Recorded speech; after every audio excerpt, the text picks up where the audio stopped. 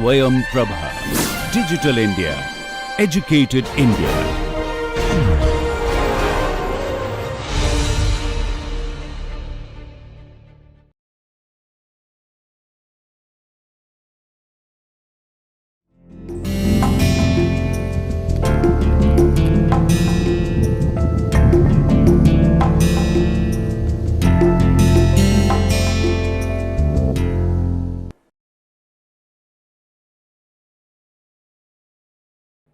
Hello dear learners, I am Dr. Himani Singh, working as an assistant professor in Institute of Business Management, GLA University, Mathura.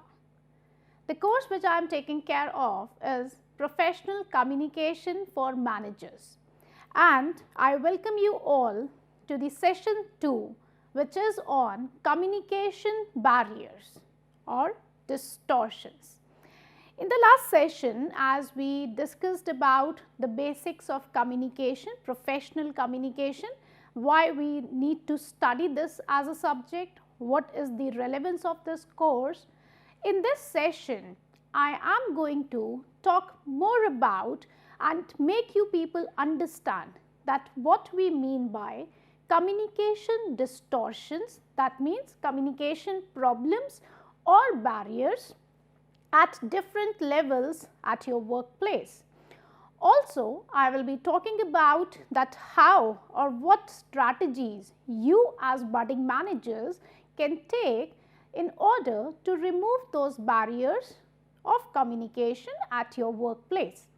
Not just this, towards the end, I have also planned where we are going to discuss 7 C's for effective communication, and these 7 C's are going to help you in design your message in such a manner that you will be not committing any errors while communicating with the people around you. So now let's begin with the session. Words are singularly the most powerful force available to humanity. I hope all of you are going to agree with this. In fact, in the last session, I highlighted this point that communication is power, and the people who tends to excel in communication skills, they are the one who can exercise power over others. Yes, when we talk about communication either through words or through non-verbal communication, it becomes one of the most powerful force available to you. And yes, you can choose words in such a manner, or rather I should say that you can use this force either for constructive purposes or for destructive purposes. When I say constructively, yes, you might be using words of encouragement, positive words of thank you, request, and so on, and you can make your relationship more impactful and more effective with the other party. Contrary to this, you can also use this power for destructive purposes, wherein you can make use of words for despair, for demotivating others, for hurting others, for harming others. So yes, if we say that yes, words are the singularly most powerful force which is available to you, and you can use either constructively or destructively, which is the 2 aspects of communication skills, and that depends on you that how you are going to use it, as very appropriately quoted by Yehuda Berg. Now, I'll start this session with a small example. I hope with these pictures you are able to get something in your mind. Yes, this is a recent case, controversial case, which took place in 2021 only, wherein Fab India, they came up with a beautiful collection with the name Jashn-e-Rewaz during the Diwali season. Yes, in fact, the idea behind coming up with this collection was to help customers find good clothes during the festive season. and yes, they named it Jasne-e-Rewaz.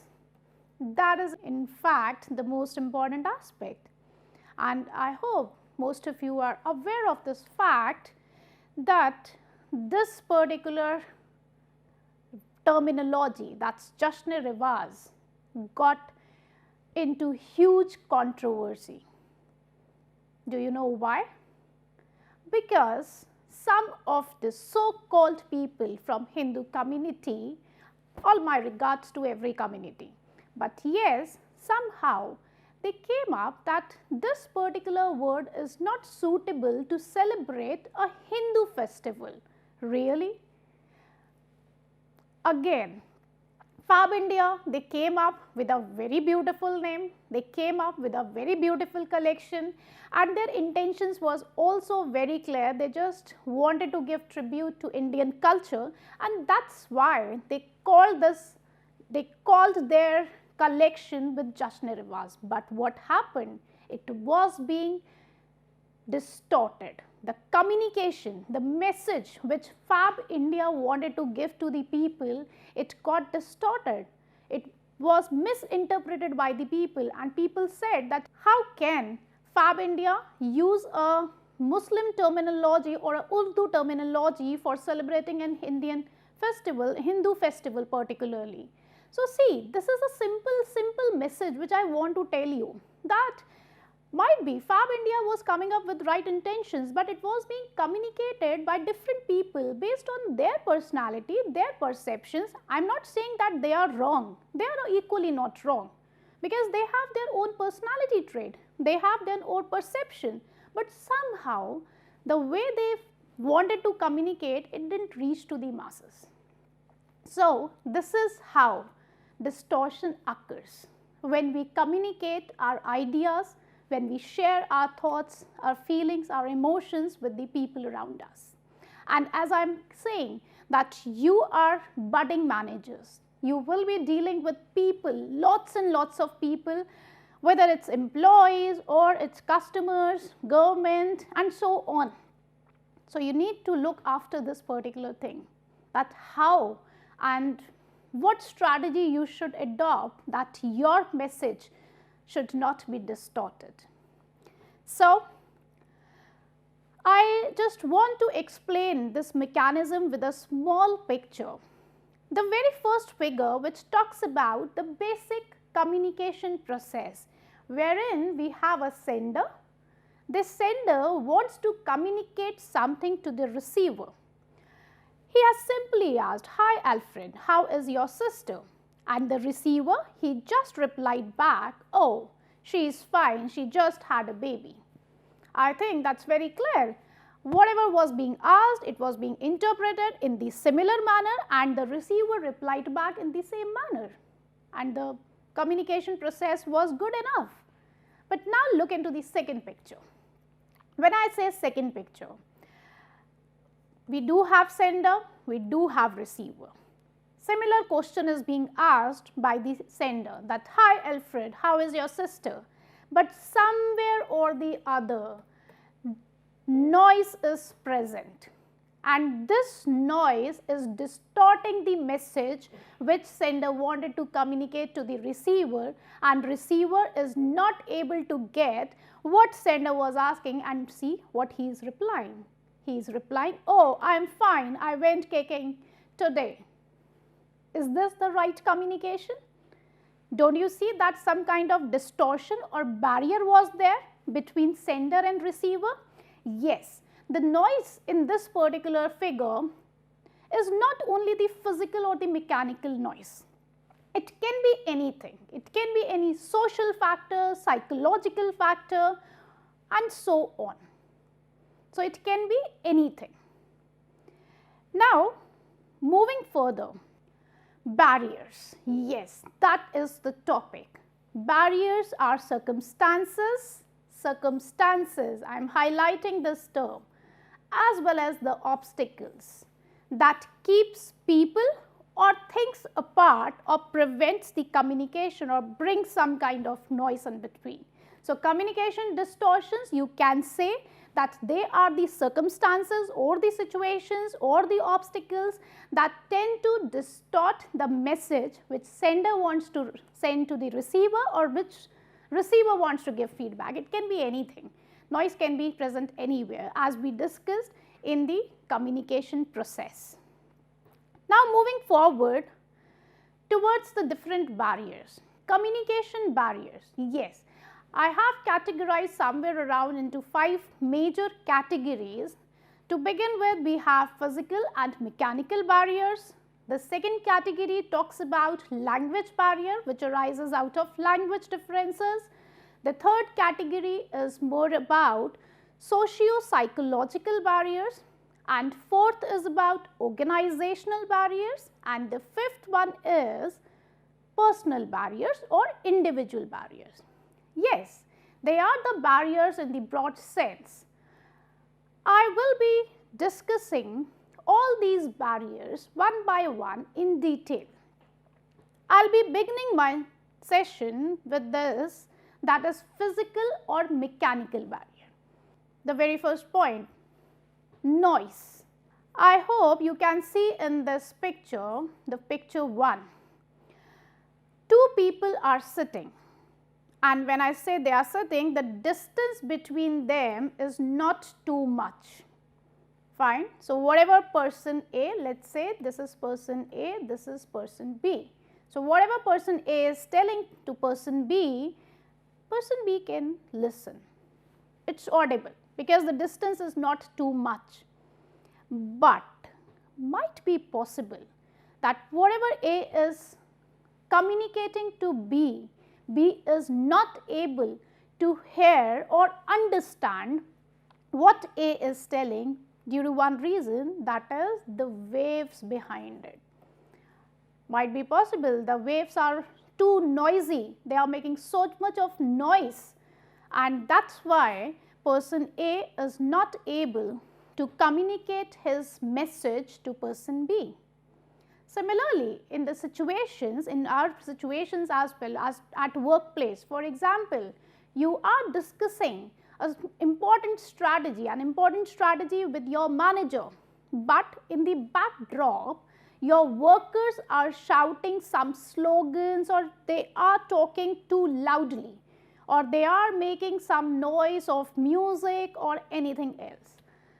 And just because of that reason, it is not that you did not wanted to communicate or your manager did not want to listen. It is just the noise in the backdrop due to which you are not able to make the other person understand your message. So, this is how noise tends to act as a barrier between sender and receiver. The second physical or mechanical barrier which I want to cover here is distance. Yes, I am talking about the physical distance. You can see into the second picture. Yes, there are 2 people who are standing, and yes, there is a big wall between them, and might be possible they are somewhere far away. One is standing at one end of the corner and the other one is at the other end of the corridor. What he is able to speak, just because the distance is too much, physical distance is too much, due to which either A is not audible to B or B is not audible to A. So, this is also a sheer example of physical or mechanical barrier. Now, it can be that you as a sender, you are standing at the first floor of your building, and your manager is standing at the 4th floor of your building, and if you want to communicate, it might be possible you are not able to communicate just because there is huge distance between you and your manager. So, that is more about physical distance, right. Now, coming on to the third aspect, that is the time. Yes, dear learners, time is also a mechanical barrier, or a physical barrier rather, I should say. Now, when I am saying physical barrier or mechanical barrier, take example that you are dealing with some of the client who is sitting in US. take the time difference. Yes, you are in India and your client is in US. So there exists time difference, sheer time difference. You want to communicate some problem to your client, right, and you want that it should be done at that moment only, but might be possible here it is morning and at that time the time zone is different in US. So time is acting as a barrier. You wanted to communicate, your client wants to listen to you. It's not that you both are not communicating. You have ample technology to communicate, right? Distance is there, but yes, you have ample technology. You can go with video conferencing or any other medium, right? So it's not the distance which is acting as a barrier. What is acting as a barrier is time. Just because of the time differences, you are not able to communicate what you want to communicate to your client. Apart from that, yes, another example can also be taken that as a manager, you want to give your presentation in front of your top management, and there are 10 more people who are going to give their presentation in front of the management. Now, at what time you are giving? If you are giving it in the morning hours, yes, people are fresh, they are happy to listen to the speaker, but when it comes into the evening or just after lunch timings and all, they are not ready, they are not happy to listen, right? So somewhere it is just the time difference which is acting as a barrier. Now moving further, I am going to highlight another physical or mechanical barrier, which is information overload. Too much of information being shared at a time. Now, when we talk about our brain capacity, people do say, no, I am genius, I can memorize everything. I completely agree to it. But if I talk in general cases, right, human capacity or brain capacity is somewhere or the other limited in terms of that we do have certain constraints, right. We cannot take too many things at a time. So if, now take example from your classes, from your classroom. If a faculty used to teach you a lot, too much of information, right, for stretching hours, for like 8 hours, Hindi is being taught, then just after that maths is being taught to you, then again English is being taught to you, then science is being taught to you, and like this 8 complete packed hours. You and your faculty is continuously sharing information with you. Yes. Do you really think that you are going to take up every information? No. Why? You didn't want to take it? No, that's not the reason. You wanted to take it, but just because too much of information is being shared with you in that time span, due to which you are not able to concentrate, you are not able to pay attention, due to which communication barrier exists. Might be possible your faculty is teaching you marvelous, but somewhere since morning you have taken up 4 other lectures and now your brain is exhausted. You are not happy to take any more information in your brain. So yes, information overload acts as a barrier. Moving further, denotations and connotations. Yes, I would say we do have some words which have their literal meaning. There are certain words which are not having their literal meaning. For example, if I ask you to bring a table from outside, of course you are going to bring a table only. You are not going to get me a chair. Yes, might be possible. You might ask me that what kind of a table? Is it a wooden or a steel table? It's a round or a square table? But for sure, you are going to bring a table only. But there are words which are not known for their literal meanings. For example, if I say this pen is cheap, what do you mean by this? Might be possible, one thought is coming in your mind that this pen is of less price. That's why I am saying that it is cheap. Some person might come with an interpretation that this is having low plastic quality. That's why it is cheap. Some person can come up that it is not being used by the top-notch people of the organization, that's why I am saying it is cheap. So, see, one word that's cheap can be interpreted in different pattern, in different manner. So, what it is a barrier. Yes, it is a barrier. So, there are certain words which are known by their literal meaning, but there are certain words which are not known by their literal meaning. It can be again interpreted in different manner as per my own thinking, as per my own perception. So, see dear learners, these are some of the physical or mechanical barrier. You want to send the information, receiver wants to receive the information, then what is the problem? The problem is physical or mechanical barrier which arises either out of noise or distance or time or overloaded information and the words which are not known by their literal meanings. Moving further, I will be talking about language or semantic barrier. Now, when I say language or semantic barrier, yes, there are certain times when the barrier or the message is being distorted just because of the language differences or the way we interpret language in our own manner.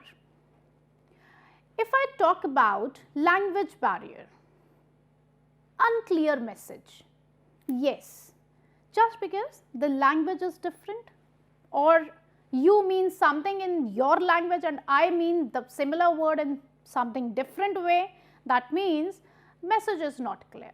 It is ambiguous message where somewhere or the other we cannot accurately interpret that what the sender wants to send us.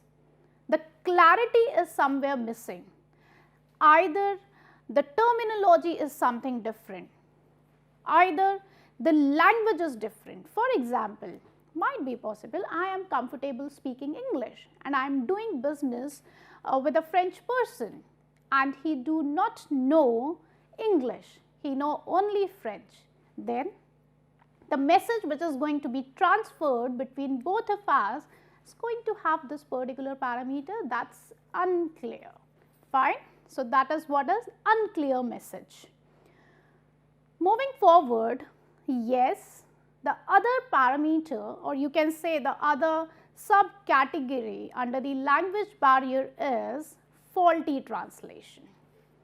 How faulty translation? As just now I said that I am dealing with a French person, he does not know English, I does not know French, right. So, for sure we might be having some interpreter with us, some translator with us.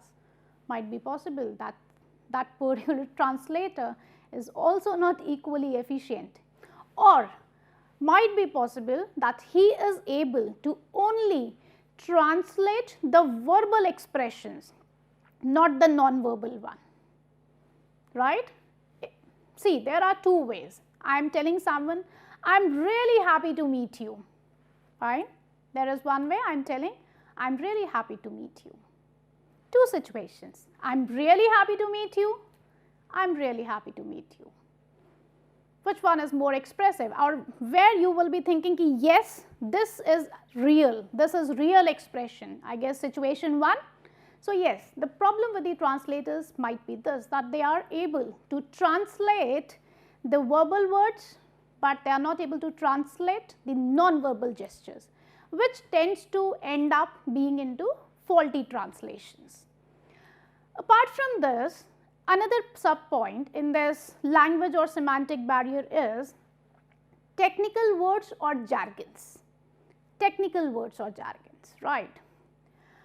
What happens is that many a times people tend to use very sophisticated words when they communicate, because they want to flaunt or they just want to make themselves believe or make themselves appear like as if they are very knowledgeable, or they are very comfortable in having a very good vocab, right. So, they end up using very sophisticated language. Actually, that is a wrong way of expression. You should never use technical words or jargons. I will come to the jargons. First, I will explain you about the technical words, right. if in case you really want to use technical words, make sure that you are using something or you are taking help from something, some material or something like that, wherein you should provide it to the receiver first, that see, these are the words which this particular message which I am going to translate to you will come with these words. So, this is the explanation of this word, then it is fine, go for it. But unnecessarily where you know that the other person does not know the meaning and you are still using technical words, sophisticated words, sorry, that is really not the right way of expression. It never shows that you are intelligent or you are sophisticated. It in fact leads to distortion in the communication. The other person is not going to interpret anything. So, somewhere it is not good.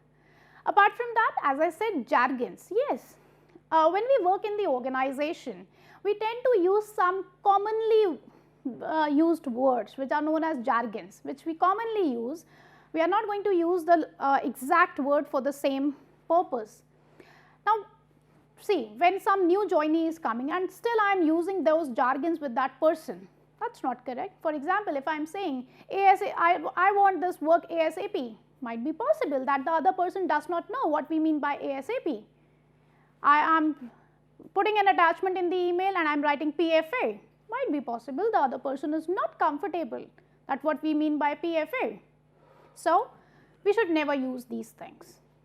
Avoid using technical words, sophisticated language, jargons when it comes to communicating with the people. I am not saying that you should never use it, but you should never use them with the people who are not comfortable with those words. If you believe that your audience can understand those sophisticated words, those technical words without explaining them, go ahead. I am not stopping you from that. But my point of conversation here is that unnecessarily you should never use technical words or sophisticated words. So, that was about the language or the semantic barriers. Moving forward, I will be talking about another socio-psychological barriers, that is difference in perception, as the picture says it very clearly. For example, this is person A and this is person B. If I see from the person A side, it is 6, and when I see from the person's B side, that is 9. Anyone is incorrect? No, they both are correct. They both are absolutely correct. There is no wrong information provided to them. What's that? How then it becomes a distortion? Why these two people are shouting and quarreling as they seem to be from their non-verbal gestures? Because they are communicating things from their perspective, from their perception, and they are not able to understand that why the other party is saying that it is 9, it is not 6. A is not able to understand this, and similarly B is not able to understand that what A wants to communicate. So, the problem here is difference in perception. Your perception is different towards a particular object, situation, person, thing, and so on, and that is how communication barrier exists. For example, you want to bring a change inside the organization. You might perceive that change as a big opportunity, but at the same time, trust me, some of your employees might see that change as a very negative thing. So, why? Why this happened? It might be that you are thinking from the perspective of long-term perspective. You are being visionary leader, whereas that employee is talking about short-term benefits. He is thinking that, oh, now I need to go for training, now I need to learn new things, now I need to go out of my comfort zone. So, that is his perception of that change. So, see, similar situation, but you do have different perception, and that is why you are not able to communicate him that yes, change is good. So, this is what is about difference in perception, and this is a socio-psychological barrier which exists in us, as we all are humans. It does exist. Apart from this, inattention. Inattention is one aspect. might be that it is just that your mind is preoccupied with some other thoughts, due to which you are not able to pay attention to what the other person is saying. Inattention is this, that message is there, there is no noise, there is no distance, there is no time barrier. It is just that somewhere or the other your mind is preoccupied. For example, you are into a meeting, right, and some business plan is being shared. You really wanted to listen to that, but somehow it just came into your mind that today you need to take your father to a doctor, right? He was having his appointment, and somehow you just start thinking of it, that how you will be planning, how you will be going, how you will be commuting. So what happened? That just because of that inattention, because your mind is preoccupied with some other thought, due to which you are not able to focus on what is being shared to you. Next in line is closed mind. You have put a lock on your mind, right? You have just closed it. Mental block lies here, right? You have just thought that I am not going to listen. Take example of your classroom. Many a times you have taken up this thing. I don't want to listen to this particular faculty, and you don't listen.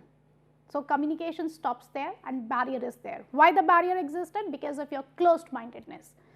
Again, in a meeting, in a boardroom, someone is discussing some great business plan.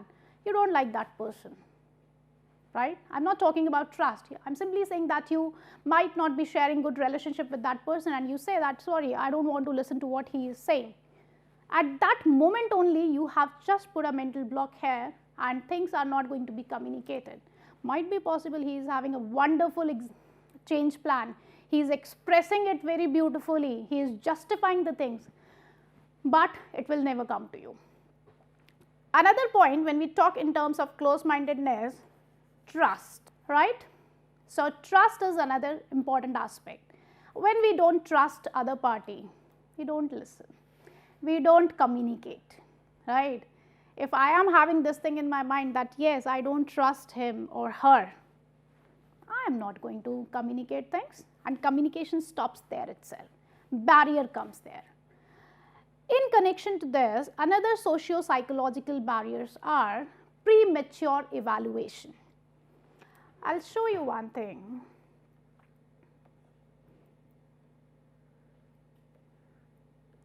What's this? Yes, a triangle, a circle, a square. Really?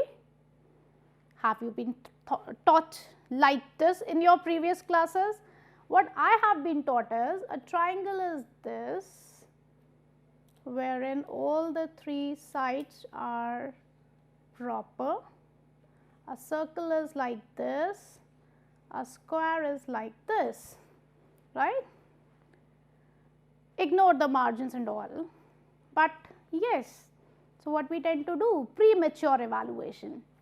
We tend to evaluate the things as they are not, right? We tend to complete the closure, we tend to close the picture ourselves, and that's how we make a frame, we tend to evaluate the situation. This is what is premature evaluation. I just got to know that my employee is not coming to office today. What I am saying?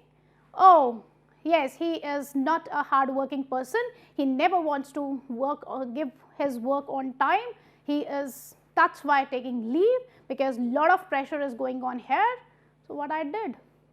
I just complicated a simple situation. He just took a leave. Might be possible he is having some genuine reason.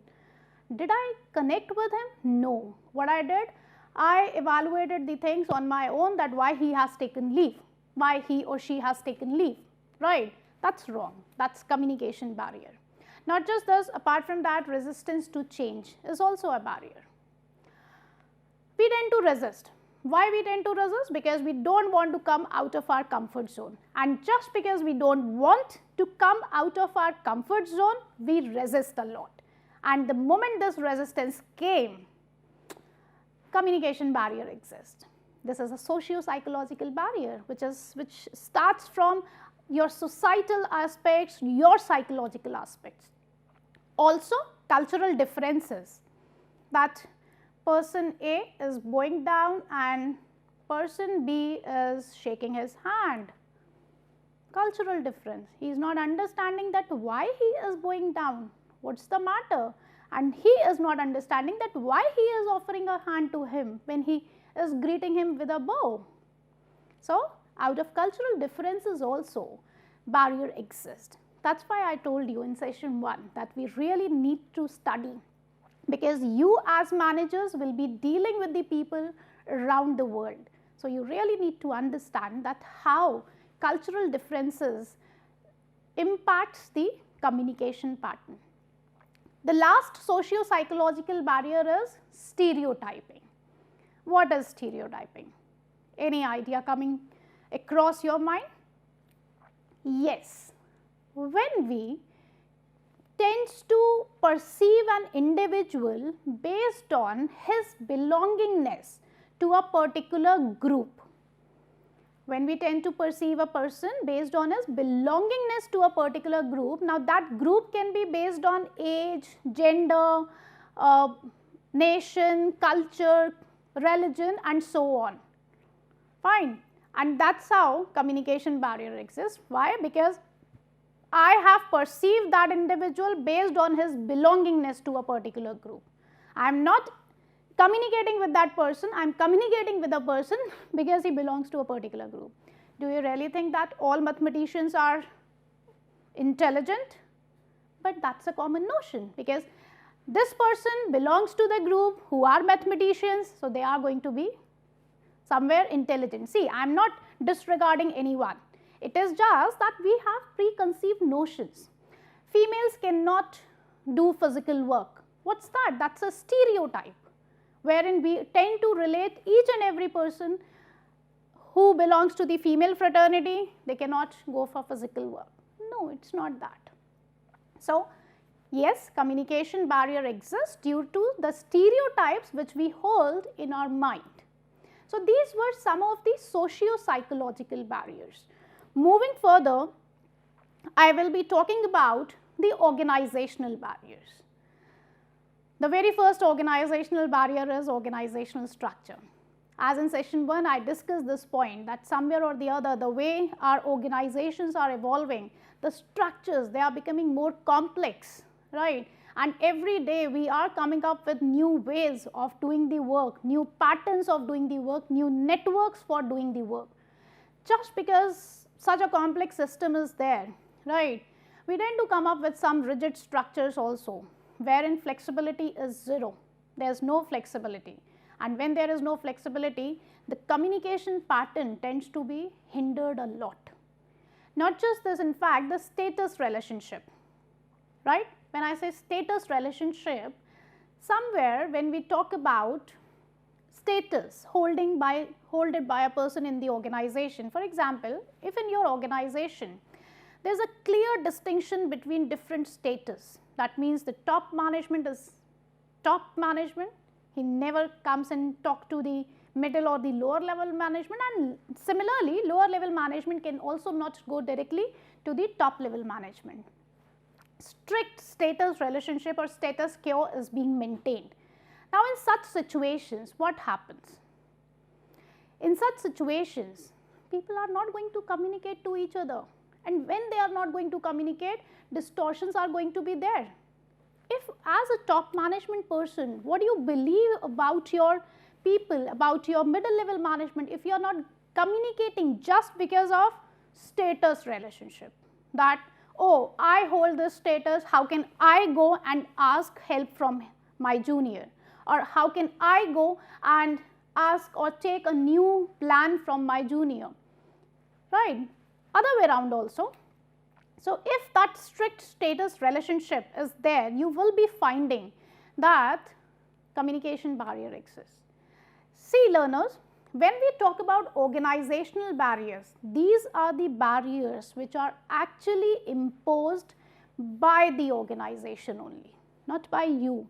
not by situation, it is by the organization. And when I say organization, yes, it is. See, structure, who made? The organization, right? Status relationship, strict status relationship, who made this system? The organizational aspect. And not just this, the last one, which talks about rigid. Yes, I should add this word, rigid rules and regulations, because that is in fact the most important aspect of rules and regulations. If you have rigid rules and regulations, it leads to barriers, it leads to distortions certain times, because in an organization we believe that humans are working, right? And when we believe humans are working, we really need to have some kind of flexibility as per the situation. We should not be too much rigid. See, don't mark me wrong, I am not saying that the organization should not have any rule and regulation. I am not saying that. I am simply saying that they should not have too much rigidity. If required, it should be flexible. It should be flexible so that we can remove the barriers in communication and people can communicate their problems, their grievances, their ideas, their emotions with the people around them. And if rigidity is going to be there, sorry, people don't share things when, or people don't communicate when rigidity is there. So these are some of the organizational barriers which are being imposed from the end of organization. Moving further, the last category of barriers is personal barrier. Personal barrier, it is commonly known as individual barrier also. 71% of employees believe that their leaders do not spend enough time communicating goals and plans. Okay, forget about communicating goals and plan. I am simply talking about they don't feel like communicating, right? Because that's the important aspect, communicating. Fine. Yes, it is the attitude of superiors many a time, because they might feel like that, oh, I am superior. How can I go and ask my person that how to solve this problem? How can? See, what is an attitude? It is basically a positive or a negative feeling, right? And if I am going to have positive feeling about my people, of course, I will be communicating more with them. I will be asking them, I will be probing them, I will be inquiring with them, I will be discussing with them. Rather than inquiry, I will be discussing things with them, right? If I am going to have a negative attitude, negative feeling, sorry, I won't feel like communicating with you, sorry, right? So that becomes the difference, that attitude of superiors. In fact, I would also like to add with this subordinate. Not only superior, it is also the attitude of subordinate which tends to impact. How? Yes, I will tell you. Similarly, the subordinate is having negative feeling about that senior and he or she feels like discussing things with him. Then what it is a personal barrier. I know what is the message, I know which medium I should go for, but I don't want to communicate for my attitude, right? Apart from this, one more point linked with this attitude is lack of confidence. Why? Why I might be having some negative feeling? Because I don't have confidence in my boss, or I don't have confidence in my subordinate. I don't feel like discussing things with him or communicating things to him because I don't feel like trusting him. So that is lack of confidence also. And not just this, in fact, there is one very important aspect of personal barrier or individual barrier, which is talking about lack of time. As a senior, I really want to communicate, but I am so engrossed into different activities that I am not able to communicate with you. I am not able to come to you and ask you that, do you have any problem? I am not able to come to you and ask you, do you have any other plan? So just because of lack of time, and it is for both, for seniors as well as for subordinates. Subordinate is also too much preoccupied with his work that he never gets time to go and discuss anything with his or her boss. So it is sheer lack of time, but that's a personal barrier. Why here I am talking time as a personal barrier? Because It is you only who is not able to manage your time accordingly, and that's why you end up having no time, and just because you are not able to communicate things with your people, fine. So, these were the different barriers. Now, as a manager, your responsibility is to understand what are the barriers, and then the second stage, how you can remove these barriers, because if barriers are going to be there, communication is going to be distorted, and if it is going to be distorted, then what's the point in communicating? Better don't communicate, right? So, as a manager, you really need to understand that how you should go on for removing these barriers so that you can become wonderful manager. Yes, there are certain strategies, as I said, that nurturing good relations between sender and receiver is one way, that if your relationships are going to be good, you will be able to communicate things more effectively. And also, if you are designing a meaningful and focused communication, wherein you are not looking for any XYZ information which is not relevant and you are putting that information. So, that is more about designing meaningful as well as focused communication. Also, looking after the language issue is again an important aspect which you really need to take care, that how your translator works, how you are going to take different languages for communicating with the people around the world. Not just this, in fact, you should focus on emphasizing on the feedback. Yes, emphasize on getting feedback, so that at that moment only it should be clear that whether the receiver is able to understand my message or not. If not, then I am going to design it again for him, right?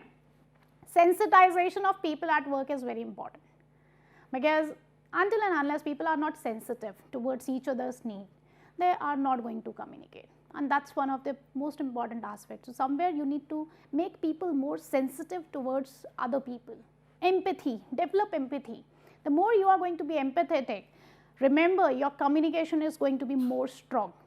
Also, you need to remove whatever structural biases are there, remove those structural biases, look after that where you can add flexibility to the rules and regulations, add that flexibility, also ensures proper communication channel. With this, I also would like to highlight 7 C's of communication to make your communication error free, right, to make your communication more impactful, more effective. Yes, it was Francis J. Burgeon who has given this terminology of 7 C's, that how you can incorporate all these 7 C's: completeness, conciseness, clarity, concreteness, correctness, courteous and consideration in your message, so that you can become, or you can make your communication error free. First one is completeness. Now, when we say completeness, you need to look for 5 W's. That means why, who, when, where and what. See, when I say completeness, that says that your message should be complete. And when you want to make a complete message, go for these 5 W's. You should know that why are you sending the message, to whom you are sending the message, when the message should be sent, where it should be sent, what you are going to put in the message. If you are thoroughly talking about these 5 W's, trust me, your message is going to be complete. And not just this, another thing, remember one thing, many a times what happens, we tend to omit the message and it tends to cast suspicions. I will tell you how. For example, you are telling your supplier that okay, we will be telling you about the next consignment very soon. Now, when we say very soon, might be possible that your supplier is getting some indications that very soon you are not disclosing the dates, might be you are looking for some other suppliers. So, it might degrade or harm your relationship with the supplier. So, wherever you think that you should not omit the information and it might lead to suspicions, do not omit, put that information, so that it should be clear in the mind of the other person and the other person should have the complete message. Also, give extra when desirable, not every time. Not every time. For example, if a person has joined your organization, right, and there is some free membership club kind of thing working in your organization, and he is writing to you that, okay, today is an event, I would like to join this event. Now, if you are replying back to this person and you are simply telling him, okay, yes, on 16th of January 2020 or something like that, some date you are quoting, and come at this time at this venue, right? No, in this you can provide him with the information that what he will be getting benefits of that club membership, how he can be more involved into this club, that is going to be he is looking forward to. So that's why I am saying you can give extra, but make sure when desired. Unnecessarily you should not give. Second aspect is making your message conciseness, means specific. Conciseness means brief. So, to make your message brief, you should try to eliminate the wordy expressions. For example, if I am saying she is buying that desk for the executive, I can simply say she is buying desk for executives. I can remove that. What's the point in putting that there? Apart from that, if I am using at this time, I can also use now. I hope you understand that we should use brief language, right? We should try to concise our message. Unnecessary wordy expressions is not required, so eliminate that. Include only relevant material. As I said that what is relevant, what is required, go for this 5 W's, you will get to know, right? Put only that information, and that way is going to make your message concise. Also, avoid unnecessary repetition. Now, some people have this tendency, if they are writing a thank you letter or if they are writing some consignment letter, they will keep on repeating the phrases, send the consignment on time, send the consignment on, no, not required. Fine, people know their responsibility. Just tell them the date, time, venue, that's it. You need not to go for repeating again and again, that in fact irritates the other side person, fine. So, that is the second C. The third C is about consideration, right? Focus on you instead of I and we. See learners, focus on you is actually a good idea when you are sending a message which is desired by the receiver. But if it is an undesirable message, don't go for the you attitude, because therein you should avoid that. But apart from that, for sharing good news, for sharing positive messages, regular messages, go for the you attitude. Also, try to tell the audience benefit, that what's the benefit. If I am sharing some information, first I should tell you what's the benefit you people are going to get out of this information. Then only you will be able to attract, or you will be able to make your communication error free. Also, emphasize on the positive facts. For example, if I say, right, if I put like this, your money is not going to be refunded if the product is dirty, not clean, like this. I can also say the product is going to be replaced if the product is not dirty. Fine. So, that is what is consideration. I am considering from the other person's point of view that how we can move on. Concreteness is about using specific facts figure. You need to remove the vagueness from the message, remove that vagueness, go for put action in your verbs, rather than saying that it has come from the management has taken the decision. Go for such kind of, use active voice, right? Moving forward, you can have clarity. Clarity is use familiar words. We can use words like pay or salary or remuneration. Now, which is more common? Salary is more common, pay is more common. So, rather than using remuneration, I should go on for using familiar words. Sophisticated words should be avoided. We should go on for effective sentences, not big sentences. We should go on for looking the effectiveness. Also, you should go for the courtesy, thank you, please. Choose non-discriminatory expressions. The best man will win. No, don't use this. Say the best person will win. Fine. So, this is how courtesy is all about. The last point is correctness. So, correctness, make sure that your message is correct. It is not wrong. Right level of language. Rather than the word join, I should use participate. So, this is what is right level of language you should adopt for check accuracy of facts and figures, and trust me learners, these 7 C's, if you are following religiously, you can remove most of the barriers from your communication. So, dear learners, in this session, I tried my best to cover and make you understand that what are the different barriers in communication. Also, I discussed some of the strategies to overcome these barriers. Not just this, in fact, 7 C's of communication were discussed, and I hope that as managers, you are going to incorporate these 7 C's and these strategies for making your communication error-free. Don't go for distorted communication. Thank you and happy learning.